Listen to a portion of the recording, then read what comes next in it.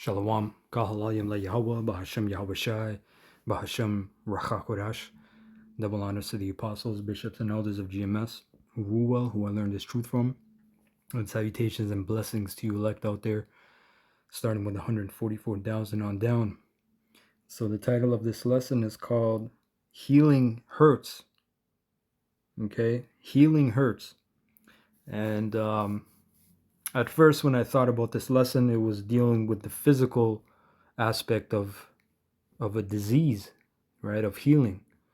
But this is twofold. This crosses over into our spiritual healing, where we have to mortify our members. We have to put to death, right, the things that hold us back from life, which is this truth, this ministry, the words of Yahweh B'Shem Yahweh Shai. And that hurts. You know, I'm going to get something real quick after this scripture. We're going to start off with Hosea 6:1. In the AMP, come and let us return in repentance to the Lord Yahweh, for he has torn us, but he will heal us. He has wounded us, but he will bandage us. After 2 days, he will revive us, right? These 2 days represents actually 2,000 years. On the third day, he will raise us up that we may live before him, which we're in the third day, the 3,000 year, right? And we are living before him. Let me look up this word live actually in the Hebrew. Chaya. To live, have life, remain alive, to live prosperously, to be restored to life or health. Which that's where you get the word wealth. The word wealth, people think, oh, he's a wealthy person, right? But he's full of disease. The word wealth means to be full of health. Pretty much it means healthy, full of life. So when you're wealthy, you have your riches, but you have your wisdom above that. That's why Solomon, what did he pray for? He prayed for wisdom above all. And all these things were added to him, right? So the Lord, he has torn us, but he will heal us. And that's a process that the military does. They break you down, they build you up how they want you to be, right? And we got to get broken down because through all these captivities, we took in on different identities. We've taken on different we've drank from different cisterns, so to speak. We've consumed different wines. We're intoxicated. We're drunk. So we have to be broken down. We have to be broken down to be built back up. Right? Now, why I said that healing hurts, you have something called a healing crisis in natural holistic medicine, in holistic healing, in homeopathy. Okay? A healing crisis, also called a detox reaction, is a temporary worsening or reemergence of symptoms after starting a new health program, detox, or alternative therapy. It is theorized by holistic and naturopathic practitioners as a sign that the body is restoring balance and flushing out stored toxins. Again, they have to say that because they can't, make it a fact that that is what's happening. But people bug out when they go into parasite cleanse for the first time and they've lived 30, 40, 50 years on this planet without having one.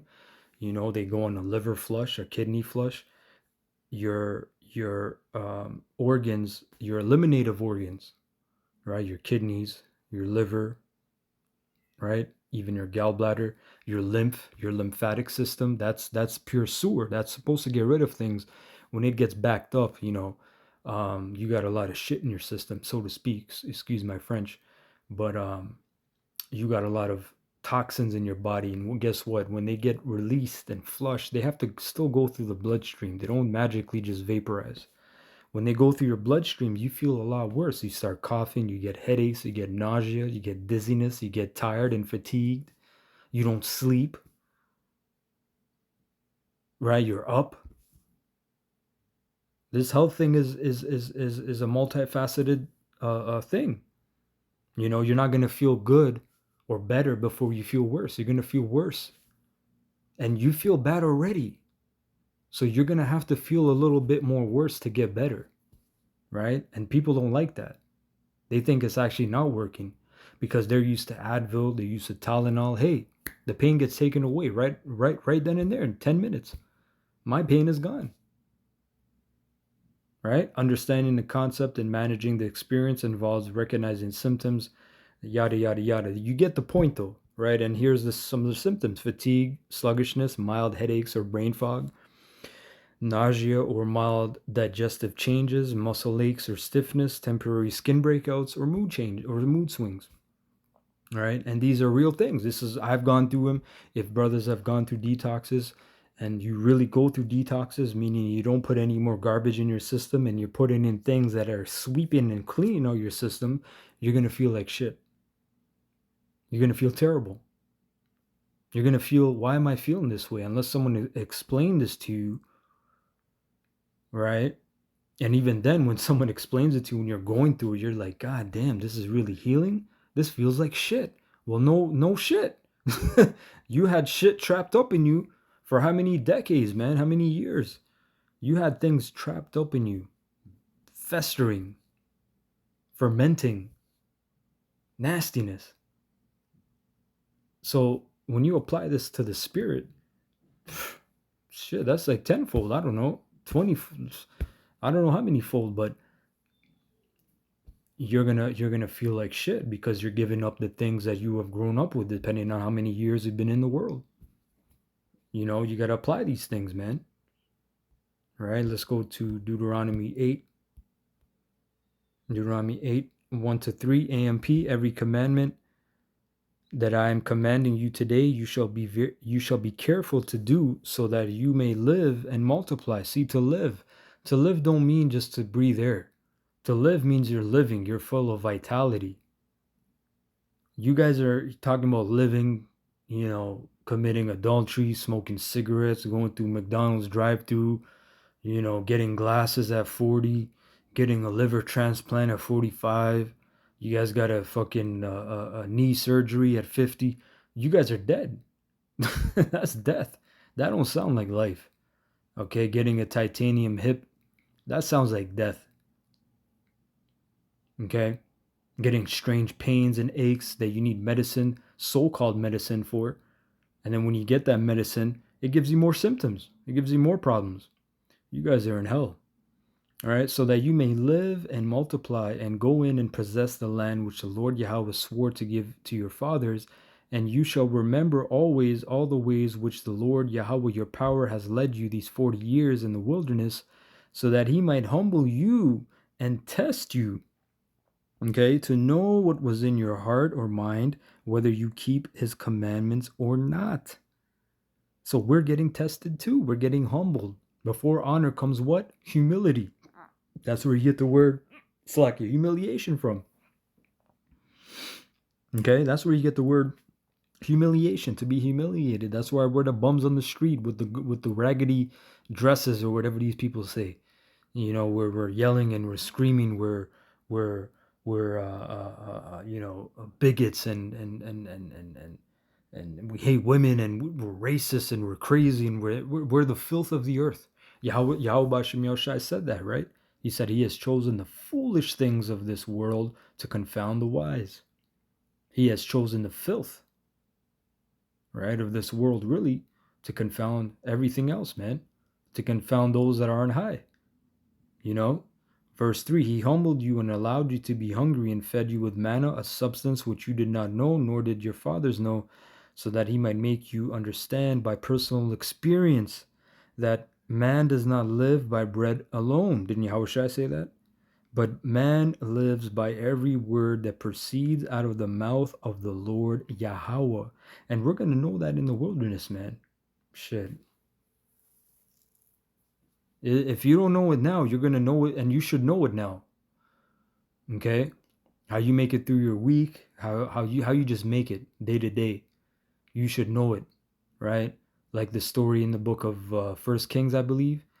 It was during the time of the famine, and there was a woman, I believe she was a widow. Can't remember the exact detail, but it was a woman. She said, we don't have enough food. And Elijah said, look, she had oil and some flour. And Elijah said, make me some bread, and then make yourself some more for the rest of your household. And it's not going to run out, pretty much. And it didn't. That's what happened. She kept pouring the oil.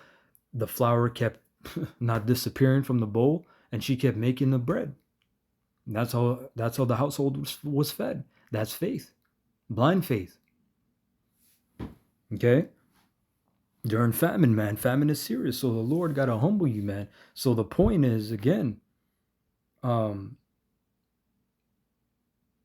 this thing don't feel good. And the Lord gotta humble you, man. Like a lot of brothers that feel up, you're strong, you're lifting weights. If your mindset ain't right, the Lord will humble you at a certain point in time and say this, and He'll show you that this don't mean shit. Okay, your physicality, your vitality, how you feel, and because of the reaction of other people, how they see you, you're so strong and big and this and that. You like that, the Lord will humble you.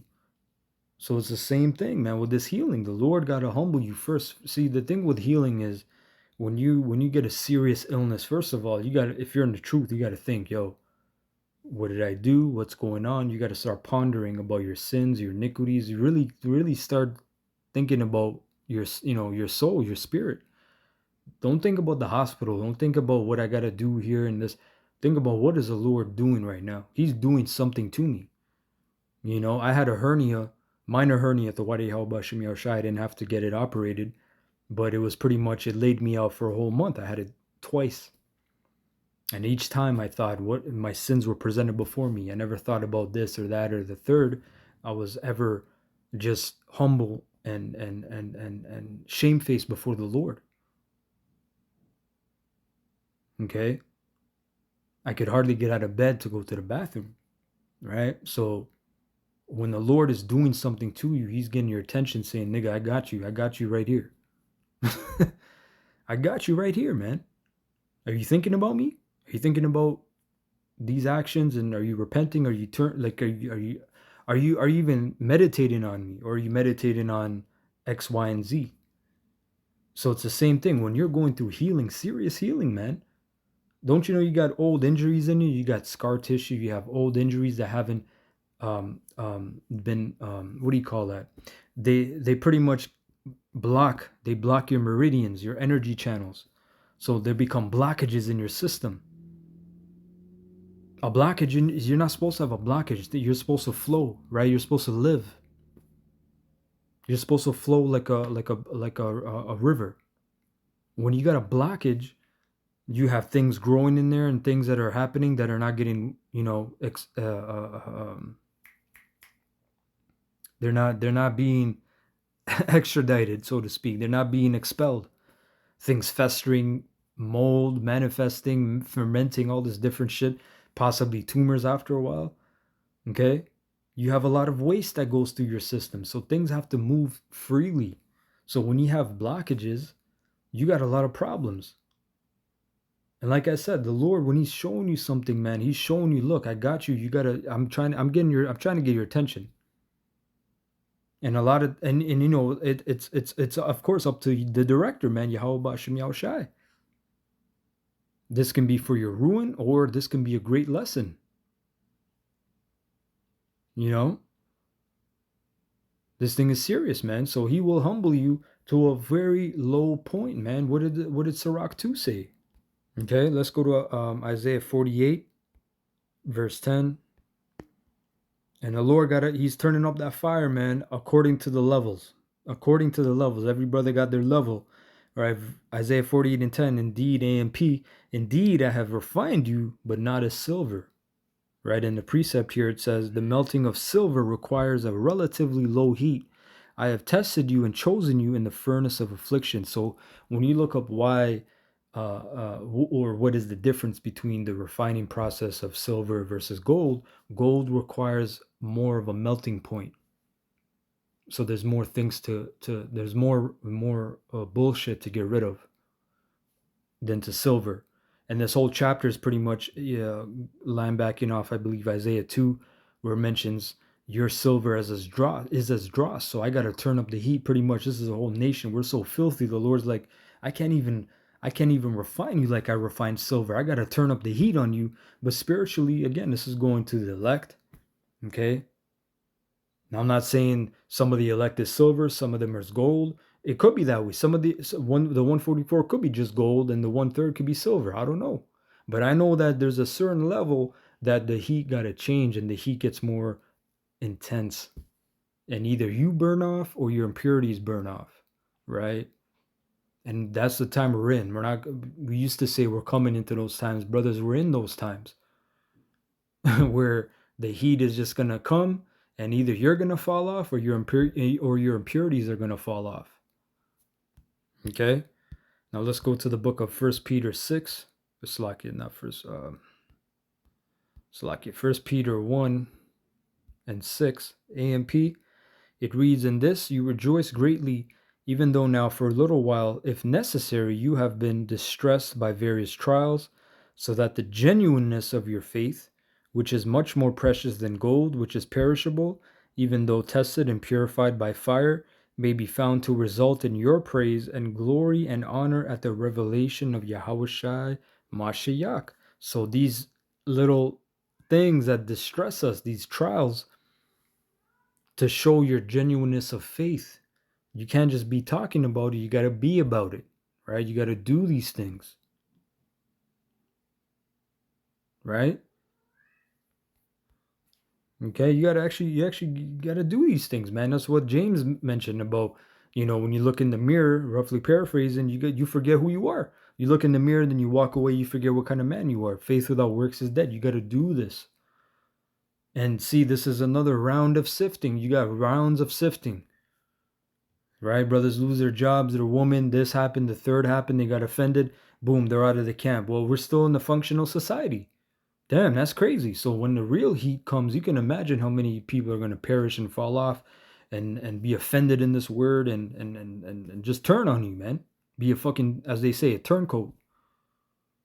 And part of it comes from, a lot of it is also personally, as the elder Amath goes into your relationship with Yahweh B'Shem Yahushai and confessing to Yahweh B'Shem Yahushai, which there's shame in that. You feel shame. You're confessing, but there's more shame in not confessing because the Lord still, Yahweh B'Shem Yahushai, the angels, they know, man. They know your thoughts, what you were gonna do before you did it, and then you did it. They know everything. So do you think about, you try to weigh out the shame.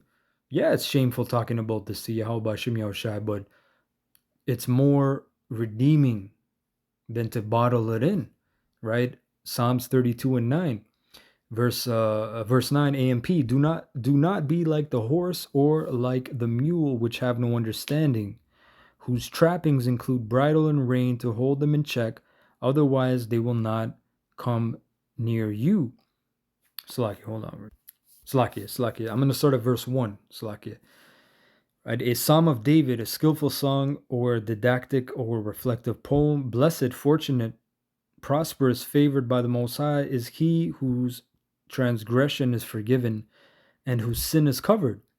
Blessed is the man to whom the Lord Yahweh does not impute wickedness, and in whose spirit there is no guile. In the NLT it says, yes, what joy for those whose record the Lord Yahweh has cleared of guilt, right? Whose lives are lived in complete honesty. And see, people can claim, hey, this guy did this and this guy did that.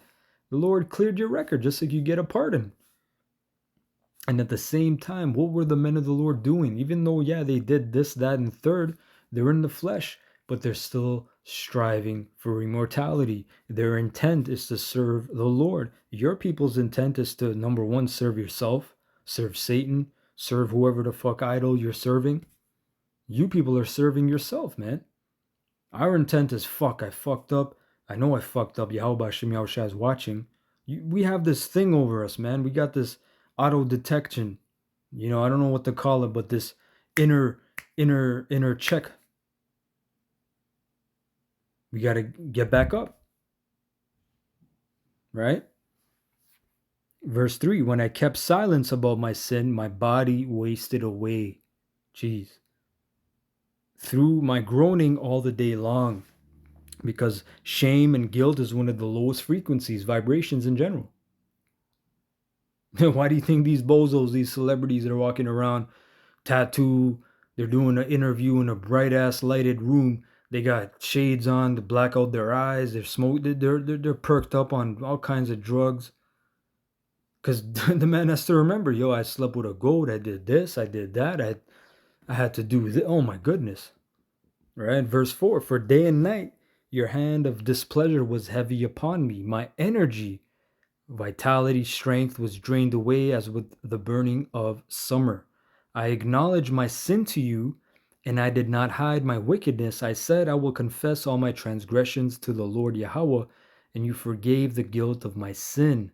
Therefore, let everyone who is godly pray to you for forgiveness in a time when you are near and may be found. We're coming into the time where the Lord is not going to be able to be found.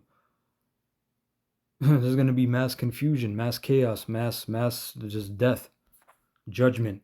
Surely when the great waters of trial and distressing times overflow, they will not reach the spirit in him. You are my hiding place. You, Lord Yahweh, protect me from trouble. You surround me with songs and shouts of deliverance. I will instruct you and teach you in the way you should go. I will counsel you who are willing to learn with my eye upon you. Do not be like the horse, right? Or like the mule, which have no understanding, whose trappings include bridle and rein to hold them in check. Otherwise, they will not come near you.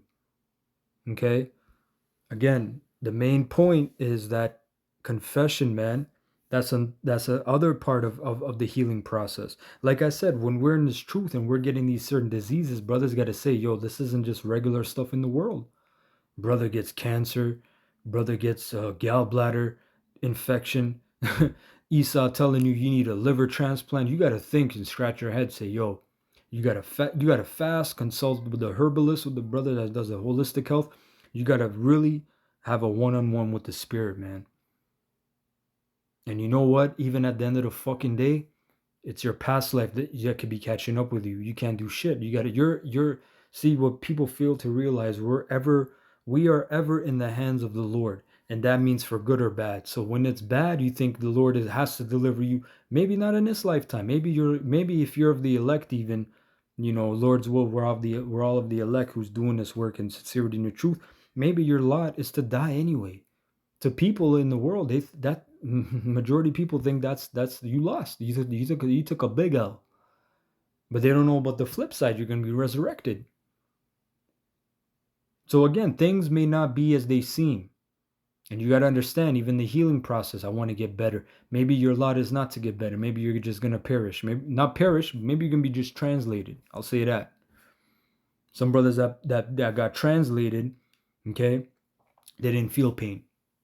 The Lord dealt with him a certain way. My father, he died from alcohol. What do you call that? I guess the mortician, they did, the people that did the autopsy, they say liver failure. Guess what? He didn't die in pain. He died on the fucking couch in his house. Right? I was there. He didn't die in no pain. I kept asking you, are you in pain? I'm good. The man went in his sleep. There are certain people, they need to be hooked up to morphine. They need to be given all kinds of painkillers. So the Lord will deal with you, man. But like I said, that healing, man, we're looking for what? The bodies to be perfect, but the process, the steps to that healing, it looks different for everybody. It doesn't look the same. Not everyone's going to get beamed up on the chariots. A lot of people are going to get beamed up on the chariots, but some of the elect, they're not. That's just what it is. And that's another part of this healing process. So whether you're looking at it from your disease state or just from your salvation state, it's all a healing process, and it doesn't look good. Right? Like I said, you brothers that go on these parasite cleanses, if you really stick to the protocol, about day 2, day 3, you really start feeling it like, this is, man, no sugar. Man, them demons are fucking with me, them headaches. I get them cravings. Right? You start feeling it, man. Them sins and temptations start coming to you. Right? Okay, let's go to the book of Psalms 139.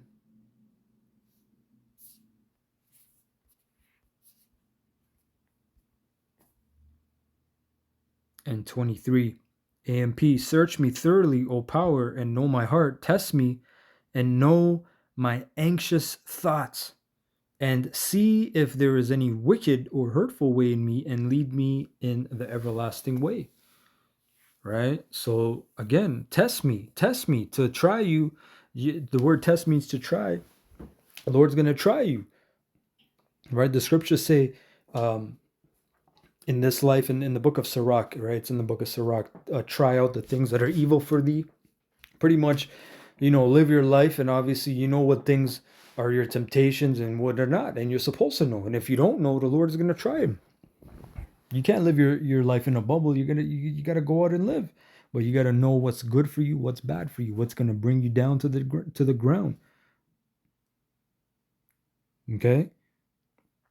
And even this anxiety, these anxious thoughts, anxiety just ruins your life, man. Anxiety prematurely ages you. Anxious thoughts, that's what the Lord mentions about being grounded, being firm, being steadfast, all these different euphemisms, these parables, these wise sayings. You got to be grounded to this truth, because again, these winds are coming. These different doctrines, these different philosophies, ways of life, different optimistic, views these people have. They try to come in. You got to stand firm in knowing Yahweh B'Shem Yahushai, even when you're losing, even when I'll say appear losing. It's not that you're losing. The winds are coming and blowing, blowing on you, trying to blow you over, right? But you got to know that this is a part of it. The prophets always faced trial. They always faced tribulation. They always had to go through things. And people use those situations to say, the Lord's not dealing with you. Why would he bring you such trouble?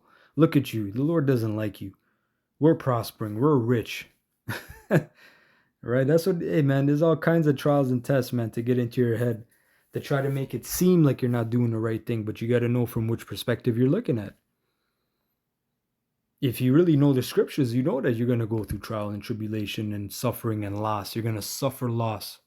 It doesn't say just to lose. It means to suffer loss, meaning, fuck, I had to lose that. Okay, but I know where my eye on the prize, my goal.